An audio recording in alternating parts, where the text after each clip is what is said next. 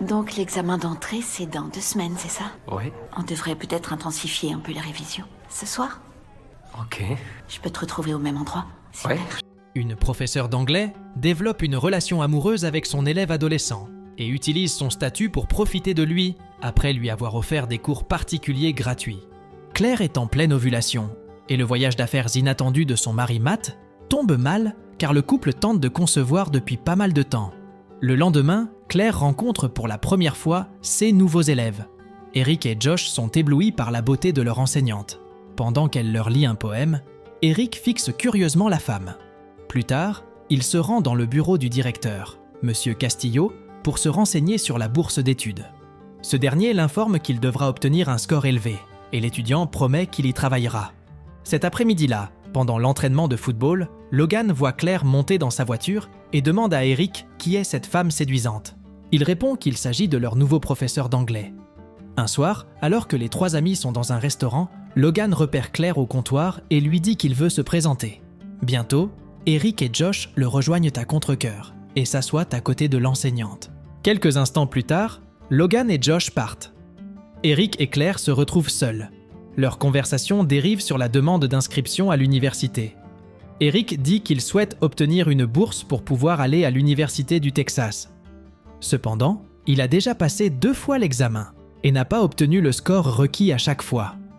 Claire suggère de lui donner des cours particuliers pour l'aider à réussir son examen. Eric accepte et la remercie pour son aide. Après le repas, elle lui propose de le raccompagner chez lui. Dans la voiture, elle mentionne que son frère, un policier, vit dans le même quartier qu'Eric. Elle passe ensuite une chanson à la radio et Eric s'étonne qu'une enseignante écoute ce genre de musique, la trouvant encore plus intéressante. Le soir, alors qu'elle est allongée dans son lit, Eric lui envoie une demande de suivi sur Instagram, mais elle choisit de ne pas l'accepter. Cette nuit-là, Claire fait un rêve dans lequel elle partage un moment intime avec son élève, dans le lit conjugal. Soudain, Matt la réveille et lui dit qu'il a pu prendre un vol tardif pour rentrer chez lui. Bien qu'il souhaite simplement aller se coucher car il est fatigué par le voyage, Claire lui dit qu'il devrait faire l'amour pour ne pas gâcher son cycle d'ovulation. Ce week-end-là, elle s'habille pour sortir. Lorsque Matt lui demande où elle va, elle répond qu'elle va bruncher avec Catherine. En réalité, elle a rendez-vous avec Eric au restaurant pour leur première séance des cours particuliers. 1 mois plus tard, Eric et ses amis sont à une fête chez eux, où il finit par se faire son ex-petite amie Allison. Soudainement, les flics débarquent pour mettre fin à la fête. Eric tente de s'échapper, mais se fait choper par un policier. Plus tard, l'officier Nate Wilson ordonne à Eric de souffler dans l'éthylotest. Conscient qu'une citation des autorités ne ferait pas bonne figure dans une demande de bourse d'études, il demande au policier s'il a une sœur qui enseigne au lycée. Il supplie l'agent de ne pas appeler sa mère et d'appeler plutôt Claire, son enseignante. Quelques instants plus tard, Claire reçoit un appel de son frère qui l'informe des détails de la situation de son élève. Elle lui demande de laisser passer cette indiscrétion pour lui rendre service et lui dit qu'elle viendra le chercher. Elle remercie son frère de lui avoir rendu service. Après le départ du policier, elle réprimande Eric pour avoir pris de mauvaises décisions et il s'excuse. Elle affirme qu'il ne doit jamais parler à personne de ce qui s'est passé ce soir, car cela pourrait faire perdre son emploi à son frère. Lorsqu'il l'appelle Miss Wilson, elle lui dit qu'il n'a pas besoin d'être aussi formel lorsqu'ils ne sont pas à l'école et qu'il peut simplement l'appeler Claire. Le lendemain matin, pendant qu'Eric se prépare, son frère Phil l'appelle et lui dit qu'il y a une dame à la porte. À sa grande surprise, il trouve Claire à l'extérieur et l'invite à entrer. Elle lui dit qu'il ne répondait à aucun de ses appels et qu'elle a donc décidé de se rendre chez lui pour voir s'il allait bien. Elle lui propose de l'emmener ailleurs pour la journée, au lieu de faire leur séance habituelle. Dans la voiture, il demande à la professeure où elle l'emmène, ajoutant en plaisantant qu'il a l'impression d'être kidnappé. Claire révèle qu'elle l'emmène à l'université du Texas pour lui faire visiter les lieux. En se promenant sur le campus, elle lui demande quels sont ses objectifs dans la vie, et il répond qu'il a toujours voulu être médecin parce qu'il veut aider les gens. Quelques secondes plus tard, Eric lui retire quelque chose dans les cheveux et son contact délicat la trouble. Ils se fixent pendant un moment, avant qu'elle ne rompe le regard, et disent qu'il devrait probablement rentrer. En arrivant chez elle, elle efface le message dans lequel il dit avoir passé un bon moment aujourd'hui. Pendant ce temps, Eric attend sa réponse. Et quand il regarde son profil Instagram, il voit qu'elle n'a toujours pas accepté sa demande de suivi. Parallèlement, Claire entre dans la maison et voit l'équipement musical que Matt vient d'acheter. Elle est furieuse qu'il ait dépensé l'argent de leurs économies pour quelque chose pour lequel il ne l'a jamais consulté. Vexé, Matt dit qu'il a toujours aimé la musique et qu'il a l'impression qu'elle ne le soutient pas. Pour mettre fin à leur dispute, elle s'en va. Ce soir-là, alors que Matt dort, sa femme prend son téléphone et accepte enfin la demande de suivi de son élève. Le lendemain, Eric aperçoit Claire devant une salle de classe. Il ouvre son profil et voit qu'elle a posté une photo avec une légende disant qu'elle s'est amusée hier. Prenant son courage à deux mains, il s'approche de Claire et lui demande s'ils peuvent parler, ce qu'elle fait en le conduisant à l'intérieur de la salle. Il lui demande si elle a reçu son message hier et elle répond par l'affirmative. Il la remercie de lui avoir fait visiter le campus avant de s'approcher lentement d'elle. Soudain, il l'embrasse sur les lèvres et la femme, surprise, le repousse et lui demande de partir. À regret, Eric commence à s'excuser pour ce qu'il a fait et quitte rapidement la pièce. Claire, stupéfaite, s'assoit à son bureau et se touche les lèvres, choquée par ce qui vient de se passer. Le lendemain matin, Eric se réveille d'un rêve où Claire lui fait plaisir dans une salle de classe avec ses camarades assis derrière lui.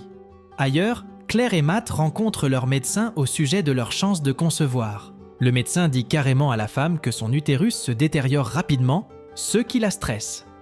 Après le cours d'anglais, Eric reste en retrait pour s'excuser une nouvelle fois de ce qu'il a fait hier. Le professeur insiste sur le fait que ce qu'il a fait n'est pas acceptable, car si quelqu'un découvre ce qu'ils ont fait, sa vie sera gâchée. Il promet de ne jamais rien dire à personne et demande si elle veut bien continuer à lui donner des cours particuliers. Consternée, Claire déclare qu'elle ne le fera plus et que ce n'est pas son problème s'il ne trouve personne d'autre. L'élève la supplie de reconsidérer sa décision, arguant qu'il n'a pas les moyens de se payer des cours. Sympathique, Claire cède, mais seulement s'il promet qu'il ne recommencera plus jamais ce genre de choses. Plus tard, Claire et Catherine aident les élèves à décorer l'espace pour le bal de rentrée. Elle voit alors Eric demander à Allison de l'accompagner, ce qui dérange manifestement le professeur. Le soir, Claire attend Eric pour leur séance de cours et se demande pourquoi son élève ne s'est pas présenté et ne répond pas à ses appels. Le soir du bal, Claire regarde avec jalousie Eric danser sur la piste avec Allison. Plus tard, elle lui demande pourquoi il ne s'est pas présenté à leur séance. Elle lui rappelle alors qu'il l'a supplié de continuer à lui donner des cours particuliers. Il finit par admettre que s'il l'évite, c'est parce qu'il ne cesse de penser à elle. Il ne peut pas l'approcher parce qu'il est trop attiré par elle, ne veut pas lui causer des ennuis. Quelques minutes plus tard, alors qu'Eric se tient près de la table de punch, elle lui lance un regard complice et se dirige vers la sortie. Eric la suit jusqu'au parking et monte silencieusement dans sa voiture. Elle l'emmène dans une zone déserte et éteint le moteur. Claire se tourne vers lui et lui dit qu'ils ne sont pas obligés d'aller jusqu'au bout s'il ne le veut pas. Mais Eric dit qu'il le veut. L'enseignante lui ordonne alors de se rendre sur la banquette arrière où elle le rejoint bientôt. Elle finit par lui enlever son manteau. Ils s'embrassent et font l'amour. Après l'acte, Claire glousse dans sa voiture avant de rentrer chez elle. Le lendemain, Eric rencontre Josh et Logan et prétend qu'il était malade, ce qui lui sert d'excuse pour avoir quitté le bal plus tôt. Il réfléchit ensuite à sa nuit avec Claire et lui envoie un message. Mais Claire efface rapidement les messages sans y répondre. Le jour suivant, après les cours, Claire aborde Eric et lui propose de programmer d'autres séances de cours particuliers intenses. Elle lui propose de la rencontrer après l'entraînement ce soir-là et ils acceptent l'arrangement. Une fois ensemble, elle insiste sur le fait que si quelqu'un découvrait leur relation, elle aurait des ennuis. Claire fixe donc quelques règles de base, comme ne pas prendre de photos et changer son nom sur le téléphone d'Eric. De plus, Claire exige qu'il ne se voie qu'une fois par semaine, le lundi dans sa voiture. Le lendemain soir, Cindy, la mère d'Eric, sort pour un rendez-vous galant, laissant Eric s'occuper de ses frères et sœurs. Pendant ce temps, Claire boit un verre avec Catherine, qui remarque un suçon sur son cou.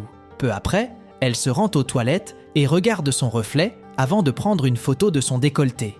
Elle l'envoie ensuite à Eric et lui demande de le voir, bien qu'il lui explique d'abord qu'il ne peut pas le rencontrer. Il lui envoie ensuite un texto, lui proposant de se retrouver à leur endroit habituel. Une fois qu'ils sont ensemble, Eric hésite et lui demande quelles sont leurs limites, car elle vient de rompre les règles qu'elle avait imposées.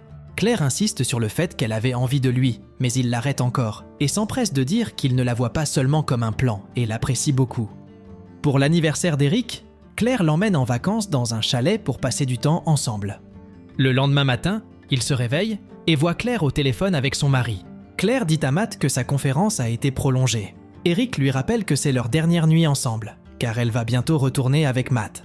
Il s'interroge sur le véritable sens de leur relation et se demande si elle n'est pas simplement le fruit de l'ennui, à l'image d'une femme au foyer stéréotypée. En réponse, Claire dit qu'elle a mis toute sa vie en danger pour être avec lui et qu'elle adorerait rester ici ensemble, mais que ce n'est pas possible.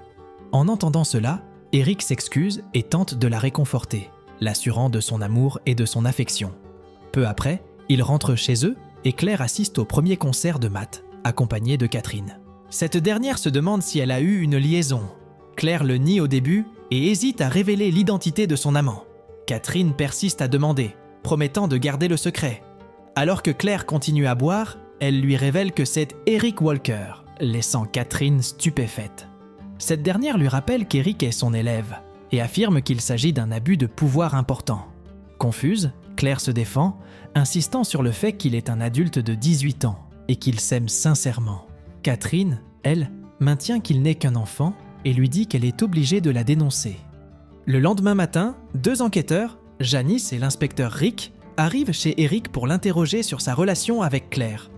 Lorsqu'on lui demande s'il a déjà rencontré Claire en dehors de l'école, il admet à contre-cœur qu'elle lui donne des cours de soutien. Eric fait tout son possible pour préserver leur secret, mais les détectives révèlent qu'ils sont au courant de leur week-end passé ensemble, et que mentir ne fera qu'aggraver la situation pour Claire. Matt se confie à son beau-frère Nate sur l'infidélité de Claire avec l'un de ses élèves.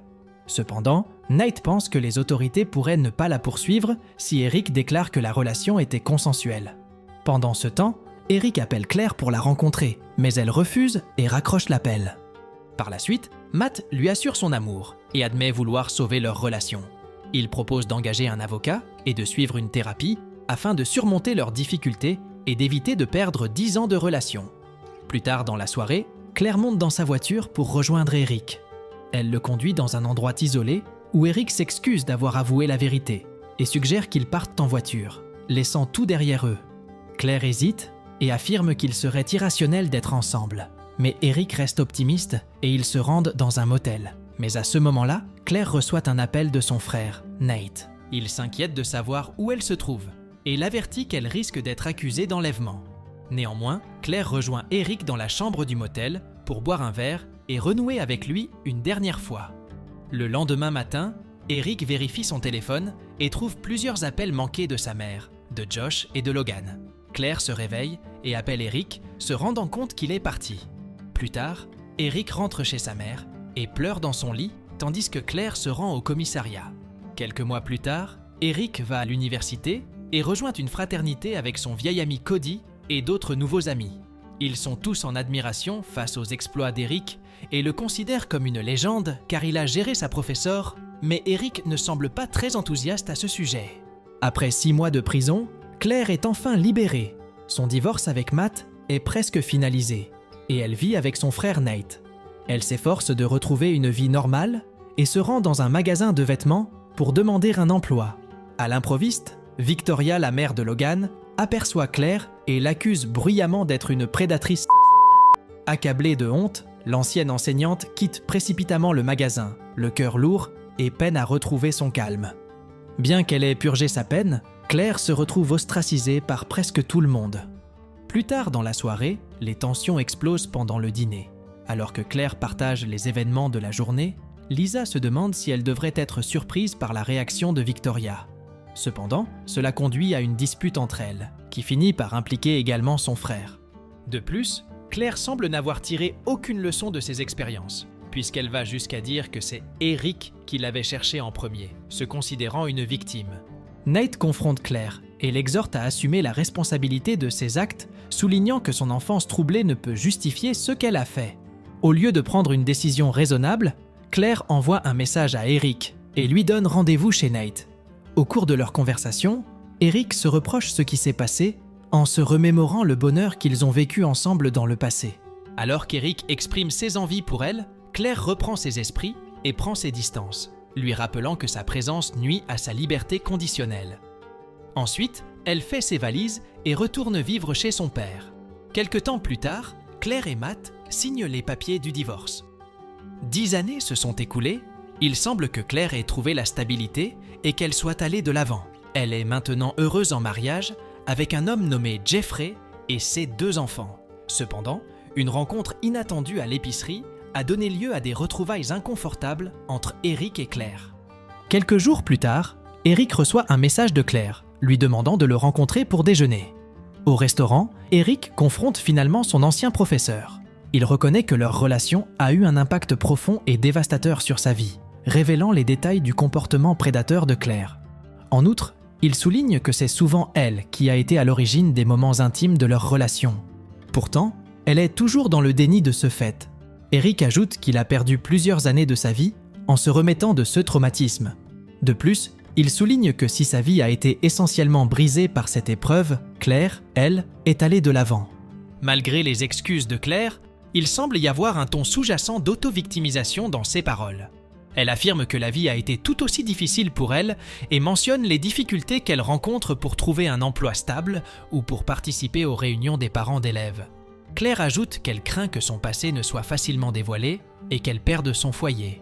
Quoi qu'il en soit, Eric n'est pas disposé à prendre en compte ses justifications. Enfin, il affirme que Claire continue à faire de la situation une affaire personnelle, sans tenir compte du fait que c'est lui qui en a le plus souffert. Eric dit qu'ils devront tous 2 vivre avec les conséquences du passé et s'en va. Sincèrement, qui est la vraie victime dans cette histoire, Claire ou Eric ?